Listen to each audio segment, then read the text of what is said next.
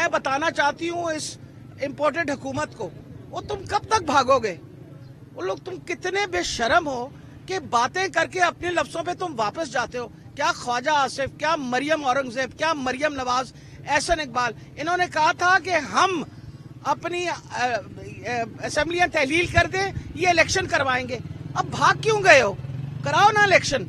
Election से डरते क्यों हो? तुमने तबाह किया हुआ पाकिस्तान को। पाकिस्तान की आवाम को पता है, पाकिस्तान की आवाम को पता है जो तबाही आप लेके आए हैं। आपको पता है कि तहरीक इंसाफ इलेक्शन जीतेगी, इस वजह से आप इलेक्शन नहीं करा रहे। इसलिए मैं आपको बताती चली जाऊं, जहां तक ताल्लुक है इलेक्शन का, हम इंशाल्लाह 14 तारीख को इलेक्शन लड़ रहे हैं। वो जो जिनको तंदूरों के साइन मिले हैं उनको मैं रिक्वेस्ट करती हूं कि आ जाएं, इलेक्शन लड़ लें।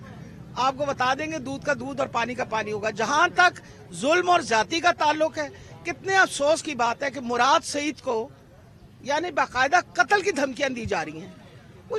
कब तक आप लोग ये जुल्म करेंगे? ये मेरा ख्याल है किसी मार्शल लॉ की हुकूमत में भी इस तरह का जुल्म नहीं हुआ। मैंने तो 3 मार्शल लॉ देखे हैं जो इस फाशिस्ट हुकूमत ने आके कर दिया है।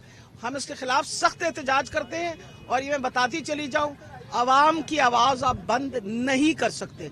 इंशाल्लाह इलेक्शन होगी और तहरीक इंसाफ जीतेगी। जी बताइए।